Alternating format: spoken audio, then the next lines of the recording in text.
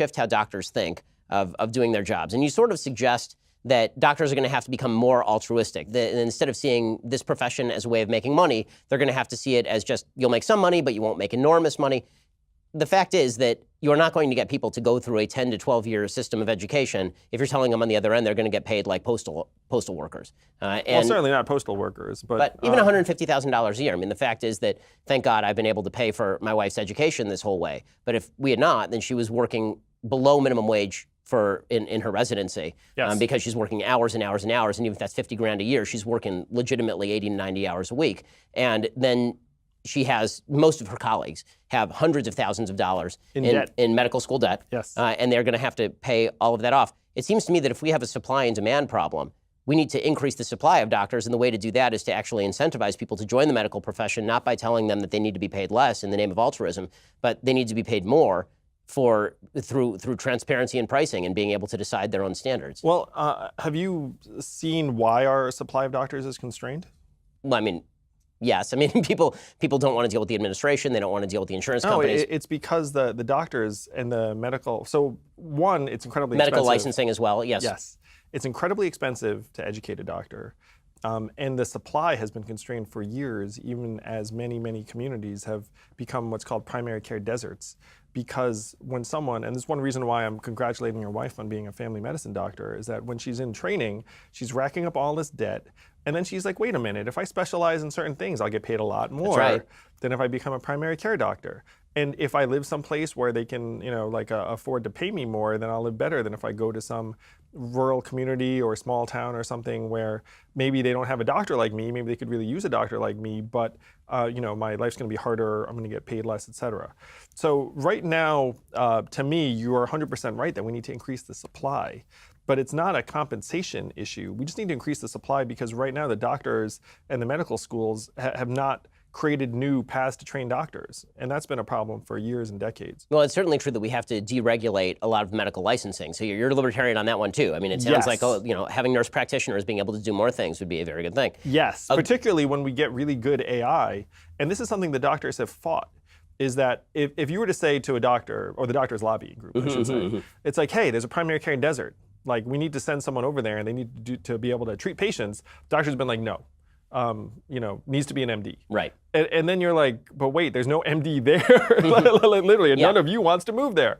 And so we need to make it so that nurse practitioners can do more.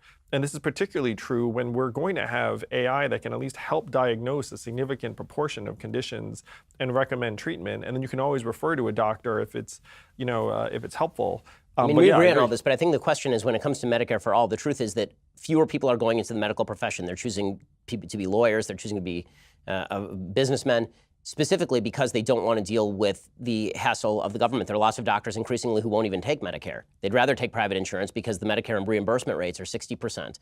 And you are mandated to get through a certain number of patients, in many cases, if you're working at one of these hospitals to do a shift. So right now there's a double whammy going on. And so what you're suggesting is like, hey, it's because of low reimbursement rates, which is certainly an issue. But the other issue that's attendant, which is at least as important, is just the amount of bureaucracy and paperwork and administration. And like these doctors, I'm friends with, because I'm Asian, I have a lot of doctor friends, where they say it's like, I'd love to just actually be seeing a patient, but instead for every 10 minutes I spend with a patient, like I'm spending, or one of my staffers is spending, 4 minutes on like documentation or administration or billing. Well, a lot of that has to do with medical liability. Yes. A lot of that has to do as well with regulation of these insurance companies and lack of transparency, because the truth is, if you walk into a doctor's office right now and you ask a doctor how much an x-ray costs, they have no idea. They have to submit it to the insurance company. Yes. A lot of this seems like regulatory problems to me, not necessarily to be cured by the collective bargaining of Medicare. Well, we've created this incredibly like Byzantine labyrinth. Oh, yeah. And so the question is, how do you clean it up? And how do you free up doctors to actually focus on patients and care rather than billing codes and paperwork? And that is the path that we have to take. Now, there are different, like people can have different approaches, but that is, to me, where we need to try and go. I totally agree. And to me, the most obvious example of the free market at work is concierge care. I mean, you're starting to see this rise. You're seeing apps that are designed to have doctors just arrive at your door. The doctor comes to you in many cases. So it seems to me that we'll differ on this, but it seems the free market free markets actually do apply and obtain in the vast majority of cases when it comes to healthcare, just like they do anything else. And declaring something not a good doesn't make it more plentiful or more robust. Yeah, so let me just say that I think bureaucracy is the enemy, and my goal would be to diminish it, not elevate it. Okay, so let's talk for a second about some of the other proposals. Some of them I think are fun. I totally agree with you that the NCAA should pay athletes. Frankly, I think that we should stop college athletics altogether, which I will say right in the middle of March Madness. I don't even care, man, because the fact is that if you're going to college and you're going to a top college not to actually get a degree, but we're going to basically bring you here for a year so that you can have a tryout for the NBA, and then they're going to make millions of dollars off you, totally on board with that one. Let's talk about the Green New Deal. So you say you're aligned and on board with